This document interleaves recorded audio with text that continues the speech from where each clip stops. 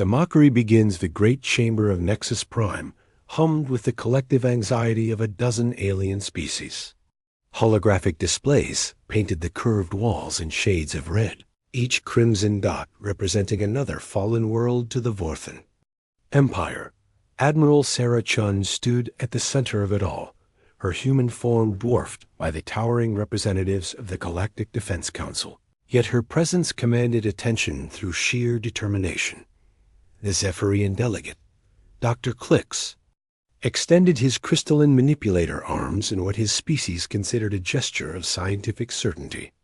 His voice carried the musical tones typical of his people, but the melody was discordant with disbelief.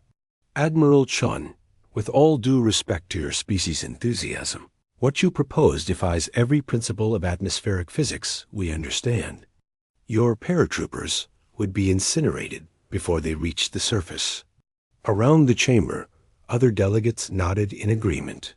The hulking Thorian commander, General Vex, shifted his massive form and spoke with the rumbling voice of his mountain dwelling. People, my species has fought wars for 3 millennia. We have seen every conceivable military strategy. What you describe is not tactics, it is suicide with extra steps. Admiral Chun remained calm, her hands clasped behind her back as she had learned. In her early naval training, she had expected this reaction. Humans had been the newest members of the Galactic Defense Council for only 2 decades, and their unconventional approaches to problem-solving were still met with skepticism.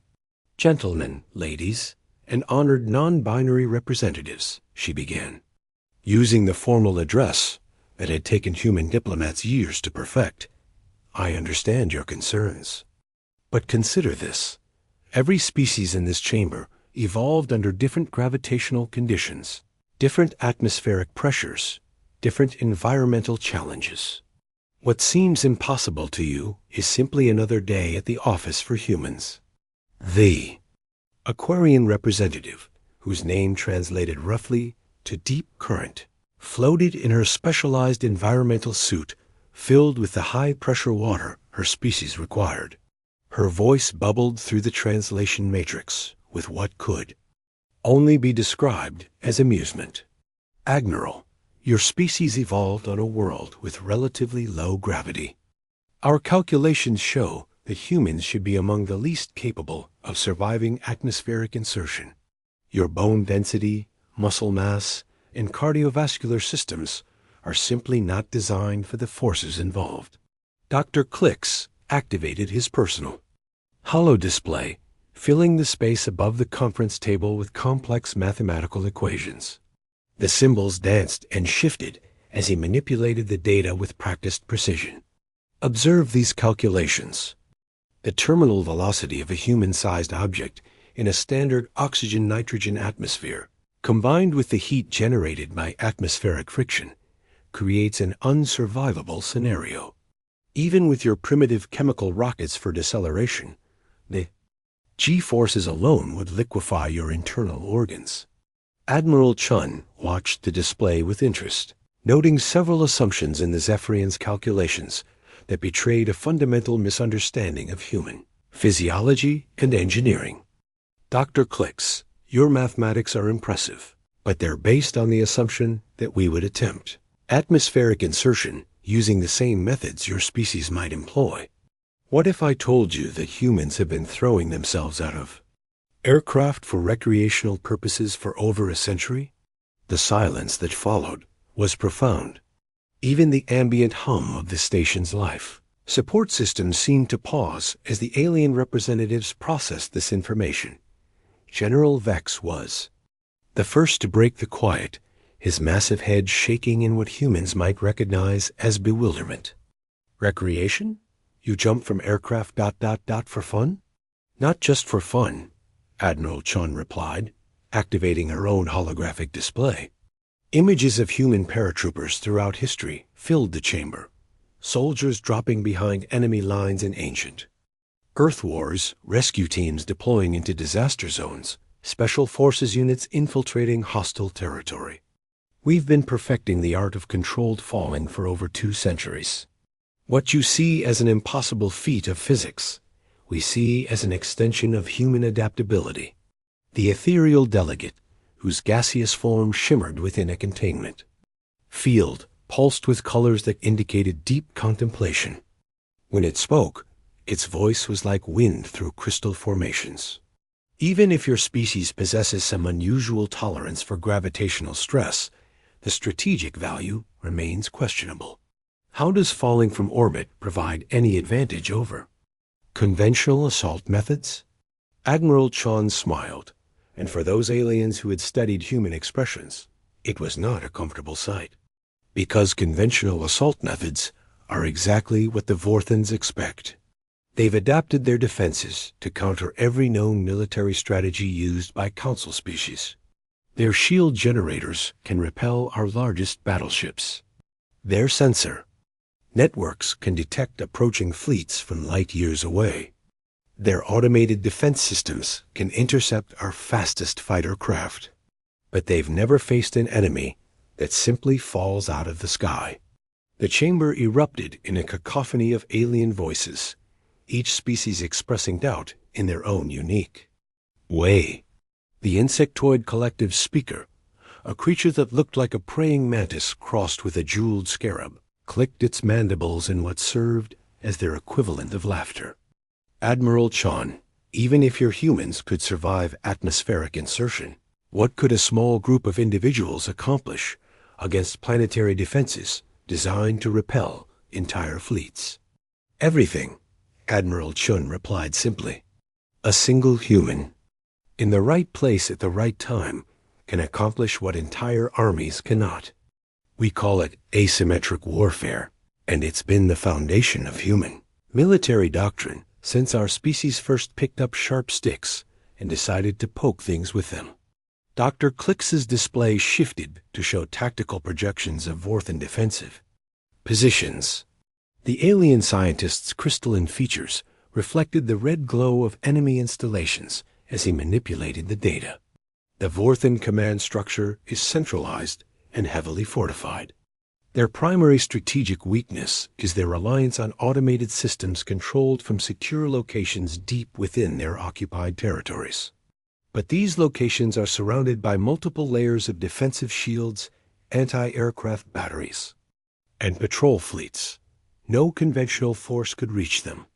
Exactly, Admiral Chun said, her voice carrying the quiet confidence of someone who had seen the impossible become routine. No conventional force. But a small team of humans dropped from orbit could bypass every single one of those defenses.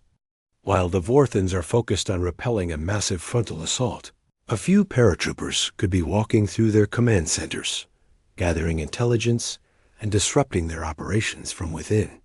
The Thorian general's laugh was like an avalanche given voice. Even if your humans could reach the surface intact, they would be alone, outnumbered, and surrounded by hostile forces. What weapons could they carry that would make any difference against an entire planetary garrison? Admiral Chun's smile widened. General Vex, you're thinking like a Thorian. Your species relies on overwhelming firepower and direct confrontation. Humans learned long ago that the most powerful weapon in any conflict is information. A paratrooper's primary mission isn't to destroy enemy forces, it's to discover how they can be defeated. The Aquarian delegate's suit bubbled with increased pressure, a sign of agitation among her people. This is madness. You propose to sacrifice your soldiers on the slim chance that they might learn something useful before they are inevitably captured or killed. We're not sacrificing anyone, Admiral Chun replied firmly. We're deploying them. There's a difference. Every human paratrooper is a volunteer who has trained for years to master the art of insertion, infiltration, and extraction. They don't go in expecting to die. They go in expecting to complete their mission and come home. Dr. Clix's mathematical display shifted again, showing probability matrices that painted an increasingly grim picture. The statistical likelihood of success for such an operation is less than 3%. Even if we accept your claims about Human survivability. The mission parameters are simply too extreme. Admiral Chun nodded thoughtfully. 3%. You know what we call 3% odds in human military terminology? Better than average.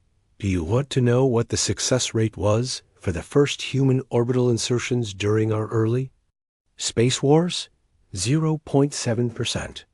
We did it anyway, and we got better at it. The chamber fell silent again as the alien representatives grappled with the implications of that statement. The concept of deliberately undertaking missions with near-certain failure rates was alien to most Council species, who had evolved more cautious approaches to warfare. The ethereal delegate pulsed with deep purple hues, indicating profound confusion. Why would any rational being choose to engage in activities with such low survival probability? Because, Admiral Chun said, her voice carrying the weight of human history, sometimes the only way forward is through the impossible. And humans have a particular talent for making the impossible look routine. General Vex leaned forward, his massive frame casting shadows across the conference table. Let us assume, for the sake of argument, that your humans possess these miraculous abilities. The Vorthan Empire has conquered 17 worlds in the past 2 years. Their advance seems unstoppable. How exactly do you propose to deploy these? Paratroopers of yours? Admiral Chun activated a new display showing the Vorthan-controlled system of Kepler 442. The planet hung in the holographic projection like a jewel, its surface marked with the geometric patterns of alien occupation. The Vorthans have established their primary regional command, center on Kepler 442b. It's the hub of their operations for this entire sector. Every strategic decision, every troop movement, every supply convoy is coordinated from this location. Doctor. Clix's manipulator arms danced over his controls, overlaying defensive positions onto the planetary display. The orbital defenses alone would destroy any approaching vessel long before it could deploy ground forces. The Vorthans have positioned 14 heavy cruisers in synchronized orbit, supported by automated weapons platforms and sensor arrays. Nothing could penetrate that defensive perimeter. Nothing conventional, Admiral Chun agreed. But what if the insertion vehicle wasn't trying to survive? What if it was designed to be destroyed? The concept was so alien to most Council species that several delegates required translation clarification through their neural implants. The idea of deliberately sacrificing a spacecraft ran counter to every military doctrine they knew. Admiral Chun continued. A single human stealth corvette, equipped with advanced jammers and decoy systems, could approach the planet under the guise of a debris field or damaged merchant vessel. At the critical moment, it would deploy its payload, a dozen human paratroopers in specialized drop pods, and then allow itself to be destroyed, selling the deception that it was simply another casualty of war. The insectoid collective speaker clicked its mandibles in rapid succession, a sign of intense concentration among its kind. Even if such a vessel could deploy its cargo, the humans would still face the problem of atmospheric insertion under fire. The moment they entered the planet's atmosphere, they would be detected and targeted by ground-based defenses. Would they? Admiral Chun asked rhetorically. The Vorthan's sensors are calibrated to detect spacecraft and missiles, not individual, human-sized objects moving at terminal velocity. By the time their targeting systems identified the paratroopers as threats rather than debris, it would be too late to intercept them. The chamber buzzed with translation matrices working overtime, as delegates consulted with their military advisors and scientific experts. The concept of humans literally falling from space was challenging every assumption they held about warfare and physics. Admiral Chun waited patiently for the discussions to subside before continuing. I'm not asking for your approval because I believe this plan is perfect. I'm asking for your approval because it's our only option. The Vorthans have adapted to counter every conventional strategy we've tried. They've studied our fleet movements, our weapon systems, our tactical doctrines. But they've never seen anything like human paratroopers, because nothing like human paratroopers has ever existed before. General Vex rumbled thoughtfully, his mountain-born pragmatism warring with his ingrained caution. What are you asking from the Council, Admiral? Resources? Support? Or merely permission to proceed with what many of us consider an elaborate form of suicide? I'm asking for 36 hours, Admiral Chun replied. Give me 36 hours to prove that humans can do what the rest of the galaxy considers impossible. If we fail, you can proceed with conventional strategic options. If we succeed, we'll have intelligence on Vorthan operations that could change the entire course of this war. The Aquarian delegate's suit systems hummed as she processed the request. And if your humans are captured? The Vorthans will learn of our capabilities and adapt their defenses accordingly. Admiral Chun's expression hardened. Then you clearly don't understand the first thing about human psychology. Humans don't get captured. We either complete our missions, or we make sure no one learns anything useful from our failures. The silence that followed was different from the previous pauses. This time, it carried the weight of recognition. The alien delegates were beginning to understand that they were dealing with a species that approached warfare from a fundamentally different perspective. Dr. Klix was the first to speak, his crystalline voice carrying a note of what might have been respect. Admiral Chun, your proposal defies logic, probability, and basic survival instincts. By every measure of rational analysis, it should not work. Admiral Chun nodded. That's exactly why it will. Asterisk the drop that changed everything, Lieutenant Marcus. Storm Rodriguez had been falling for exactly 7 minutes and 34 seconds when he realized the alien observers were probably having a collective nervous breakdown. Through the static-filled cum channel, connecting him to the observation deck of the Galactic Defense Council command ship, he could hear what sounded like several different species attempting to perform mathematical calculations while simultaneously questioning the fundamental laws of physics. Storm Lead, this is Nexus Control, came the voice of Admiral Chun, remarkably calm considering she was watching a dozen humans plummet toward an enemy-controlled planet at terminal velocity. Your telemetry is looking good. How are you feeling? Rodriguez checked his altitude display and grinned inside his helmet. Like I'm falling out of the sky, Admiral. Which, technically speaking, I am. The professional part of his mind automatically ran through his pre-landing checklist, while the part that had been jumping out of aircraft since he was 18 simply enjoyed the ride. Through the transparent aluminum visor of his dropsuit, Rodriguez could see Kepler 442b growing larger with each passing moment. The planet's surface was scarred with the geometric patterns of Vorthan occupation, vast mining operations, military installations, and the unmistakable heat signatures of orbital defense platforms. It was, by any rational measure, one of the most heavily defended worlds in the galaxy. Asterisk Rodriguez's cum crackled with the voice of Corporal Lisa Ghost Nakamura, his second-in-command. Storm Lead, I'm reading atmospheric entry in 30 seconds. Vorthan sensors are still showing us as space debris. Copy that, Ghost. Remember, people were just falling rocks until we say otherwise. Rodriguez switched to the command frequency. Nexus Control, Storm Squadron, beginning atmospheric insertion. See you on the ground. On the observation deck of the command ship, Dr. Klix's crystalline manipulator arms moved frantically over his sensor displays. The Zephyrian scientists.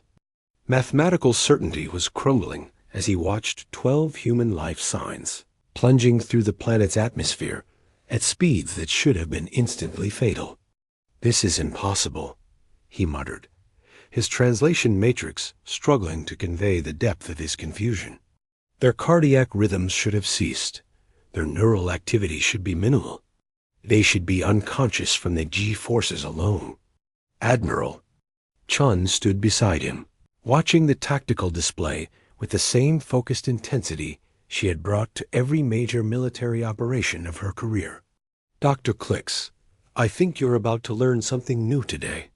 The Thorian General Vex leaned over the display, his massive form casting shadows across the holographic projection. "Their descent is too controlled. No object falls with such precision without active guidance systems." "How are they maintaining formation?" "Training," Admiral Chun replied simply, "and a level of situational awareness that most species would consider superhuman." "Watch the next part. This is where it gets interesting." Rodriguez felt the familiar sensation of atmospheric friction beginning to heat his dropsuit's outer shell. The specially designed human armor was a marvel of engineering that most alien species considered primitive layers of ablative material, impact-absorbing gel, and a small but powerful maneuvering system that allowed for minute course corrections during descent. To Rodriguez, it was simply the most advanced piece of equipment humanity had ever created for the specific purpose of controlled falling. "Atmospheric entry confirmed," he reported, his voice steady despite the fact that he was currently traveling at over 200 meters per second through increasingly dense air. "Beginning terminal velocity phase." The Vorthan ground-based sensors finally began to register the incoming objects, but their automated targeting systems were designed to intercept missiles and spacecraft, not individual human-sized targets, moving in seemingly random patterns. Alert signals cascaded through their defensive network as computer algorithms struggled to classify the unknown contacts. Corporal Nakamura's voice came through the com with a slight strain that indicated she was performing high-G maneuvers while plummeting toward an alien world. "Stormled, I'm reading active scans from the surface. They know we're here, but their targeting systems can't get a lock." "That's because they're looking for a threat," Rodriguez replied, executing a controlled spin that would have impressed an Olympic diver and terrified any sane person. "We're just a bunch of humans enjoying the scenic route." On the command ship, the alien observers watched in stunned silence as the human paratrooper's life signs remained stable throughout what should have been a fatal descent. Dr. Klix's displays showed stress indicators that were elevated, but still within acceptable parameters for human physiology. "How is this possible?" he asked, his crystalline voice carrying a note of wonder. "They're experiencing forces that would crush most species, yet they're maintaining conscious control of their descent." "Humans are tough," Admiral Chun said with evident pride. "But more than that, they're adaptable. What you're seeing is the result of thousands of years of evolution on a world that regularly tried to kill them, combined with 2 centuries of deliberately throwing themselves into dangerous situations to see what would happen." The ethereal delegate's gaseous form shimmered with colors that indicated deep fascination. "Their neural activity patterns are unlike anything in our database. They appear to be experiencing what your species calls enjoyment during a potentially fatal activity." Admiral Chun chuckled. "Welcome to humanity, delegate. We're the species that looked at the concept of controlled falling and decided it sounded like a good time." Rodriguez deployed his primary chute at 2,000 meters, the familiar jerk of deceleration welcome after minutes of free fall. Around him, 11 other black canopies bloomed against the alien sky, each one carrying a human soldier toward what most of the galaxy considered an impossible mission. The Vorthan defensive computers finally managed to classify the incoming objects as potential threats. But by then the paratroopers were moving too slowly and too close to the ground for the orbital weapons to engage without risking damage to surface installations. "Chutes deployed, storm squadron forming on my position," Rodriguez reported. Through his visor, he could see the primary target, a massive Vorthan command complex that looked like a cross between a military fortress and an industrial facility. Heat signatures indicated heavy activity, which meant their intelligence was correct. This was indeed a major operational center, Ghost's voice crackled through the calm with the calm professionalism that had made her Rodriguez's preferred second-in-command. Storm Lead, I'm reading patrol patterns consistent with our intelligence briefings. Looks like they're running standard perimeter security. Probably don't expect visitors from above. Copy that. Remember, people, we're not here to fight a war. We're here to learn how to win one. Rodriguez adjusted his descent vector, aiming for a landing zone approximately 500 meters from the main complex. Storm Squadron, prepare for combat landing. The final approach was always the most dangerous part of any paratrooper operation. Rodriguez's feet touched the alien soil with the practiced grace of someone who had made over 400 combat jumps, his body automatically rolling to distribute the impact force. Around him, the rest of Storm Squadron landed with similar precision, their black drop suits making them nearly invisible against the planet's rocky terrain. Dr. Clix's sensors registered the successful landing with a series of alerts that caused the Zephyrian scientist to perform what his species considered the equivalent of a double-take. They're down, he announced unnecessarily, his voice carrying disbelief. All 12 humans have achieved successful planetary insertion. General Vex's rumbling laugh shook the observation deck. Impossible or not, Admiral Chun, your humans are now behind enemy lines on one of the most heavily defended worlds in Vorthan space. What do they do now? Admiral Chun's smile was predatory. Now they do what humans do best. They adapt, improvise, and overcome. Rodriguez activated his tactical display, overlaying intelligence data onto his helmet's heads-up display. The Vorthan command complex was a maze of interconnected buildings, each one serving a specific function in the alien military hierarchy. His mission was simple in concept, but nearly impossible in execution. Infiltrate the primary command center, access their strategic planning systems, and gather intelligence on Vorthan operations throughout the sector. Ghost, take your team and establish a perimeter. I need 15 minutes inside their primary command structure. Rodriguez checked his equipment one final time: compact weapons, electronic warfare gear, and enough explosives to ensure that, even if he was captured, nothing useful would remain for the enemy to study. Copy that, Storm Lead. Try not to start any intergalactic incidents while you're in there. Rodriguez smiled grimly. No promises. The approach to the command center required all of Rodriguez's training in stealth and infiltration. The Vorthans were excellent soldiers, but they had evolved on a world with different environmental conditions, and their sensory capabilities were adapted to detect threats that moved and thought like they did. A human moving with deliberate patience and trained silence was effectively invisible to their security systems. Rodriguez reached the outer wall of the command center just as the first reports of the failed orbital intercept began filtering through Vorthan communication networks. He could hear the confusion in their voices as they tried to understand how 12 small objects had penetrated their supposedly impregnable defenses. The building's security system was sophisticated but designed around Vorthan psychology and technology.